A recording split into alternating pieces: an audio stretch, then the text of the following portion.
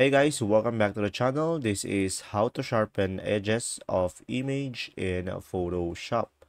So, first thing that you will do guys is simply go ahead and go to your image at the top left corner of the screen, and a drop down will show up and go for image size.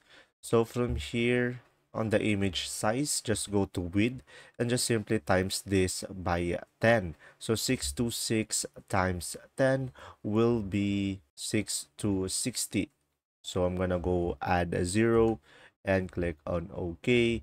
And after that guys, just simply go for filter, and now just simply go for blur and go for Gaussian blur over here. And now just simply go ahead and click on OK. And once you have done that, just simply click on this icon over here. Just simply click on this icon over here. And now just simply go for curves.